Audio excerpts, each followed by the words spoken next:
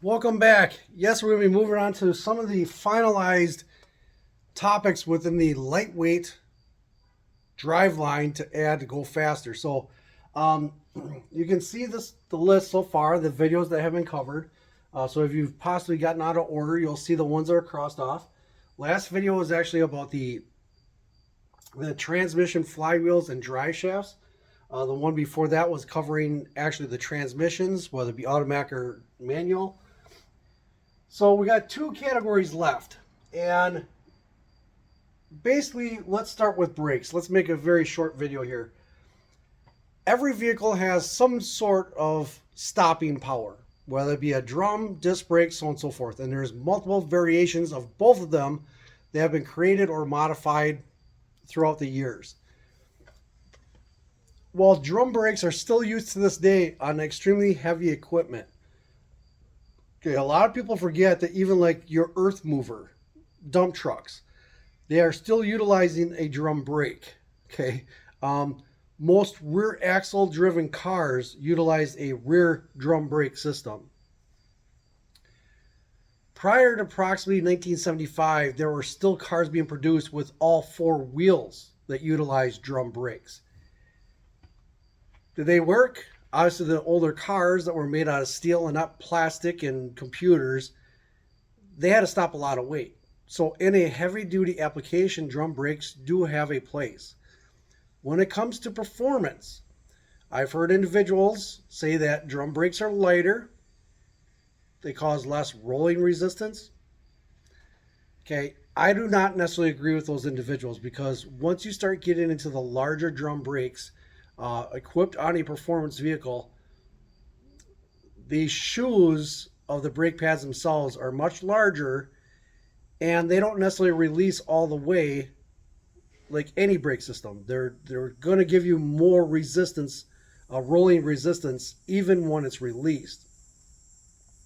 The brake drums themselves being cast iron, they're typically heavier than a disc brake. Okay, so while if you are utilizing the factory drum brakes, realize that they are more tendent to actually go to brake fade. So if you're in a daily driving situation where you're going stoplight to stoplight, or if you're utilizing multiple intersections within the interstate, you're going to experience brake fade. Can you use drum brakes in drag racing to where you're only using the brakes to stop the car at the finish line? And can you use drum brakes in circle track or high sustained RPM racing? Yes, you can, but you do not have the stopping capabilities that a disc brake system has. That's the truth. Now, disc brakes come in all kinds of different configurations, whether it be from the factory, and even within the factory designs, you might have a single piston design with very small surface area within the pads and very small in diameter rotors within a brake system. They're going to be designed around the actual package that they're being engineered for. So you're going to have very small brakes for a vehicle, say a sport compact, Skyline or something like that, with their 13 or 14-inch tires. The size of the rotor and the size of the surface area of the pads is going to be very limited, but they're not stopping a lot. Where if you go to the other end of the spectrum, if you're driving a one-ton truck, your rotors are typically a lot larger, thicker in mass, and the actual brake pad may not only be a single piston caliper design, it might have 2, 3, or even 4 per side of the brake caliper. The earliest multi-piston caliper designs was actually created with the Chevrolet Corvette. Every other manufacturer up to that point, they counted on a single piston design. Now the size of the brake pad may be, grow in size or width. The rotor might increase in diameter, but they were counting on that single piston design. As early as the 1960s, Corvette went to a 4-piston design with some of their Stingray models. So in 1966, 67, so on and so forth. And to this day, your Corvettes even are equipped with 6-piston calipers, to where the brake pads actually cover half of the entire circumference of the brake rotor. Okay, so realize that depending on what the vehicle is designed for and intended for, the brakes are going to be a little bit different. Within the manufacturing family, whether it's Ford, Chrysler, or Chevy, the brakes will normally swap from one chassis to another. As long as the brake, or excuse me, as long as the wheel stud um, bolt pattern is similar, you can typically change them out. The knuckle is also very similar when you are staying in the same manufacturing family. So most of your Chrysler products will swap over to a later year or a different chassis. Ford, Chevy, Chrysler, they will all do that. Now, I previously mentioned within the axle and axle housing video that Ford came out with their 8.8 rear end for the mid 1980s Ford Explorer. Sorry, and those were normally narrowed to the point where they're about in that 58 to 62 inch range, depending on the type of brakes they came with. The drum brake variation was a little bit wider because it is measured from end of the hub to the other end of the hub. When you would switch to disc brakes, it was still measured from the end of the axles to the end of the axles. So it ran a little bit more narrow on those chassis. Now the Ford Explorer also came with rear disc brakes. Each manufacturer may have a rear disc brake vehicle, but rarely for the solid axle variants that they released during the 1970s, 80s, and 90s. Ford, again, if you can find the Explorer, especially the ones that were equipped with either the V6 or the V8, they were equipped with the 8.8 Ford rear end with disc brakes. Okay, so again, they're a perfect combination for most of your street-driven vehicles that are making less than 550 horsepower. They'll swap in, they're already narrowed, they're a thinner wall construction within the axle housing, so they're going to be a little bit lighter. The axles are 28 spline. Some of the later versions are 30 spline, so they're a little bit bigger in diameter. So they're able to withstand majority of the horsepower they're going to be putting out with a naturally aspirated small block and even with most big blocks. Once you start getting above 550, 600 horsepower or equivalent torque, you need to upgrade even more from that. In the aftermarket, anything you want can be had. Okay, now realize disc brakes, they're the most efficient for applying the actual stopping power of the brake design. Drums will do it, but again, they will fade. And most of the aftermarket, they don't even deal with drum brake systems whatsoever anymore. Okay, they're just utilizing whatever's from the manufacturer and just welding it onto the end of their axles. Disc brakes, there's multiple performance aftermarket brake manufacturers. It'll be Bear,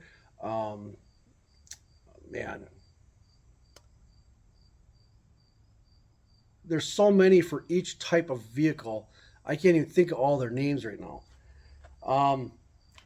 Typically, they're designed with at least a 2-piston design, lengthening the length of the surface material of the brake pad and additional clamping force in the caliper itself with a dual piston system. They're also designed with different materials. Many of them still using cast iron, a higher quality of cast iron. Some of them have switched over to the aluminum caliper. So the heat that is being created within the brakes is able to be distributed before affecting or boiling your brake fluid itself. So making it last a little bit longer, so on and so forth. Also lightening the components. Now, typically the performance or modification done to brakes is actually within the rotor itself. Whether that's drilling the rotors to allow any debris or more air to transfer through them to cool off. Some of them might just have a groove or slots cut into them to allow, again, some of the material. Say if you're off-roader and you're getting mud or sand into your brakes, that will help swipe away some of the imperfections or the contaminants from the outside of the vehicle and get those off of the brake surface as they're clamping down. It helps get rid of some of the brake dust, all kinds of different things. But brake rotors also come in different materials, again, depending on the extent of your pocketbook. Okay, realize each one of them has a pro and con. Again, carbon fiber, just like carbon fiber is used in drive shafts, carbon fiber is actually used as a rotor material. Okay, very hard. It can withstand a lot of heat, but it can't withstand the hammer normally associated with drag racing. So if there are top end vehicles or elite vehicle racing that are equipped with carbon fiber brakes, they're kind of a last resort, one and done type situation. Carbon fiber rotor brakes are actually used in NHRA top fuel dragsters. Even though the dragsters are not using the brakes necessarily to slow down, they are depending on the parachute to do most of the slowdown of the vehicle. The brakes are only being utilized basically just as they're getting done with the race and pulling off to the, or coasting off to the pickup lanes so they can fold up their parachutes, or they might use the brakes just when they're leaving the water box and backing up. They're just using the brakes just for instance to the point where they're not really seeing a lot of heat being introduced, so on and so forth. Circle track racers can also equip their brake systems with a carbon fiber design, again, depending on the type of circle track racing they're doing, or dirt track racing. Your sprint cars may be utilizing a carbon fiber rear brake. Again, depending on the proportioning valve and how much of the brake is actually being done by the front wheels, rear wheels, or actually the drive line. Okay, so some of the discs are actually mounted on the drive shaft yoke itself. They don't actually have a drum or a disc system within inside the wheels. The stopping the vehicle actually occurs on the drive shaft. And sometimes in those situations, again, the vehicle's slowed down by basically just lifting your foot off the throttle or shifting down, and the brakes are only there for just immediate stopping. They're not riding on the brakes. For most of your circle track racing, especially on tracks that are not banked or have very sharp corners to them, racers are on their brakes almost continuously. Instead of lifting their foot off the gas to slow down, they're actually using brakes to introduce friction to the entire driveline, to both slow down the driveline and slow down the RPM of the driveline to make the corner without having to lift your foot off the gas. Because once again, typically circle track racing are utilizing a Holley 4-barrel or a 2-barrel design. They are in a final fuel circuit. The actual utilizing the final fuel jets and boosters to accelerate. If you're constantly lifting your foot, you're going through the 3 different variations of fuel circuits before the optimum air-fuel ratio is back into the engine. So there's a delay time.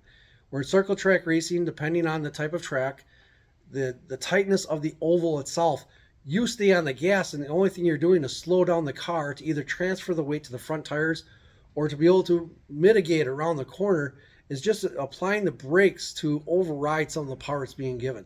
You don't lift the gas whatsoever. You're staying in that final fuel circuit. Now, how does that necessarily brakes make you go faster? Again, lighter weight has less rolling resistance. Brakes, as they heat up, they'll also grow and expand in size. So when you apply the brakes the next time, there is no return springs on most brake systems. They're applied and then the pressure is just released, but the brakes are always dragging until the point where it wears off enough that the rotor is just missing the brake pads enough that they're not creating any resistance. The more you're on the brakes, every single time it takes longer for the brake to actually completely release. So by utilizing some of the lighter weight components or drilled rotors, you're reducing the amount of friction and the weight to the entire system. Real quick,